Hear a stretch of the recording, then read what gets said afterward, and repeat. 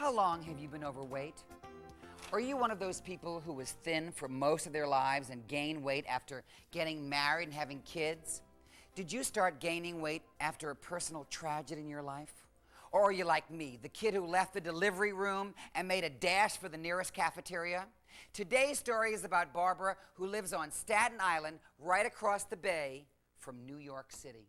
And just like me, Barbara was always the fat kid in school, the one nobody ever wanted to play with. Is her story starting to sound a little familiar to you? Barbara is the dental hygienist. She's married, has 3 great kids, and takes a whole lot of pride in the love and care of her family. But she always seemed to leave one important family member out of that caring: herself. She hadn't been to a doctor in years, even though she weighed over 230 pounds.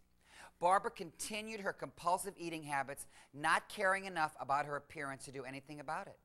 She writes, "After my oldest son had his bar mitzvah, I was all excited about watching the videotape we recorded from his party. Well, I knew I was fat, of course, but as I sat and watched myself on tape, for the first time, I really didn't like what I saw at all. Did I really look that fat? Had I let myself go that much?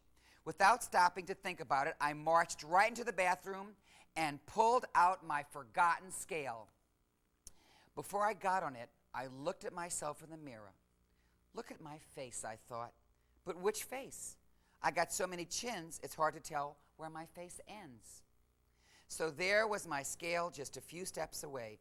But before I got on it, I made a promise to myself, and that was no matter what those numbers were, I was going to like myself in spite of them." With that promise in mind, Barbara stood on the scale, took a deep breath, looked down to see just what those numbers would be. And there they were, in glaring red numbers: 2, 3, 8. 238 pounds, Barbara thought to herself. She didn't think that was too bad, but she was determined that those numbers were going to come down from there. Now, Barbara had already gotten a deal meal program a few months earlier, so she had at least thought about losing weight, but like her scale, she had put it pretty much out of her sight and out of her mind. But all that was going to change now. She used her deal meal cards and faithfully followed the program, watching as her brand new body began to appear. When she had lost 46 pounds, Barbara was so excited over her progress that she wrote me another letter telling me how she had done. So after reading her letter, I surprised her with a phone call to cheer her on. Here is what she wrote to me after I spoke to her on the phone. "Dear Richard, you made me the happiest person in the world when I received your phone call. You called me your precious and adorable Barbara. Those words were like music to my ears and have been with me every day since. I've enclosed some new pictures. Now I am 75 pounds thinner. I just can't believe it. The picture of me, the new one, was taken just last Saturday when I attended a wedding. Guess what, Richard? People didn't even recognize me. I never get tired of hearing the compliments from others. It makes me feel so good about what I have done. It's hard to believe that I'm down to the last 20 pounds. It's a far, far cry from weighing 238. I weigh now what I weighed in high school. You have been with me every step of the way, so my next dream is to be able to put my arms around you and give you a big kiss and say thank you.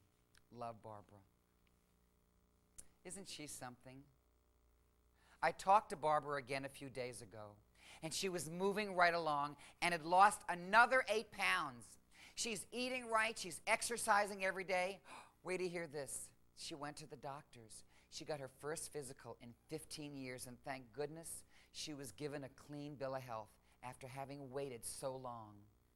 Finally, at long last, Barbara realized that it was just as important to take care of herself as it was to take care of her family. That's what it's all come down to, really, today.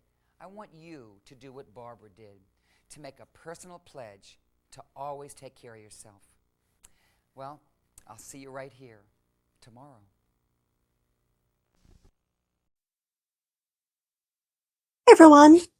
So this week's story was about Barbara and how she started taking care of herself after seeing a video from her son's bar mitzvah and seeing and not being happy with what she saw.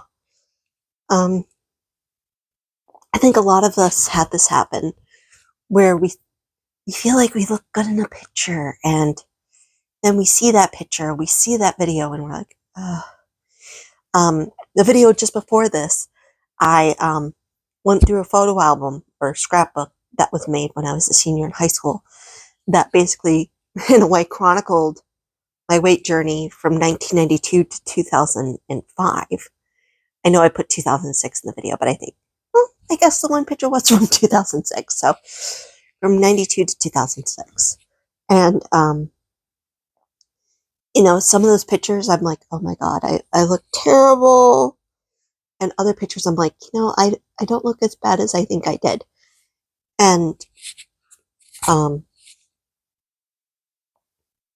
there are definitely pictures where, especially in the time now where we have selfies and stuff, where, I'll take a selfie and I think I look great. And then I see the picture and I'm like, and then I delete it off my phone because I think it looks horrible. I know that sometimes I don't even like looking back at these videos because I don't like the way I look, particularly in the face area. But, sometimes seeing that sort of thing kind of gives us the kick in the butt we need to move forward. And, sorry, this hair is bugging me. Yeah, sometimes that's what we need. And at least in Barbara's case, it worked for the better. And she, at the time of that video, was about 7 pounds from her goal weight.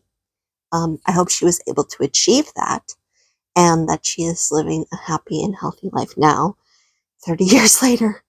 Gosh, it doesn't feel like it's been that long, but it has. So, Barbara, if you're watching this, I hope you're doing great. See you in the next one.